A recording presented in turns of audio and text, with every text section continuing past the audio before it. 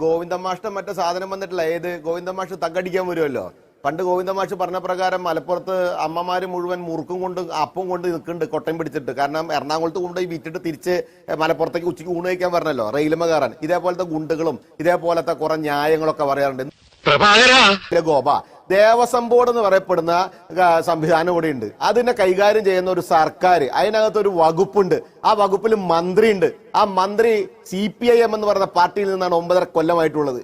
നിങ്ങളുടെ മന്ത്രിമാർ ഇപ്പൊ എന്താ പറയണേ, അവരെ സസ്പെൻഡ് ചെയ്തവരോ അല്ലെങ്കിൽ അവരെ പിടിച്ചവരോ അല്ലെങ്കിൽ ഇതിന് പുറകെ ഉള്ളവരൊക്കെ കോൺഗ്രസ്സുകാരാണെന്ന്. ഇനി മുരാരി ആയിക്കോട്ടെ മരാരി ആയിക്കോട്ടെ ഏത് രാരി ആയാലും വേണ്ടില്ല, ഈ രാരിക്ക് കാക്കാനും ഇതിനൊക്കെ കൂട്ടു നിൽക്കാനായിട്ട് നിങ്ങളുടെ കണ്ടപ്പന്മാരെന്താ ചെയ്തിരുന്ന അവിടെ? ഇവരൊക്കെ എന്താ അവിടെ ഇരുന്നിട്ട് അങ്ങോട്ടും ഇങ്ങോട്ടും ചൊറു പറഞ്ഞ് കളിക്കുകയായിരുന്നോ? നിങ്ങളെ കൊണ്ട് കഴിവും പ്രാപ്തിയില്ല, അല്ലെങ്കിൽ അതിന് കൃത്യമായ കൂട്ട്. ഇനി വാസുകൊട്ടുണ്ടല്ലോ അവിടെ, വാസു, അവന് കത്ത് എഴുതിയിരുന്നില്ല, പ്രേമലേഖനം എഴുതിയിരുന്നില്ല. ഈ പോറ്റി കല്യാണം കഴിക്കാൻ തയ്യാറാണ്, കല്യാണം കഴിപ്പിക്കാൻ തയ്യാറാണ്. അവൻ തിരിച്ചയച്ചിരുന്നില്ല. കമ്മീഷണറായിരുന്ന ഒരു വ്യക്തി ഇമ്മീഡിയറ്റ് പ്രസിഡന്റ് ആയ ചരിത്രം, ആ പ്രസിഡന്റ് ആയത് എന്തിനാണെന്നുള്ള ചരിത്രം ഒക്കെ ഒന്ന് അന്വേഷിക്കുന്നേ.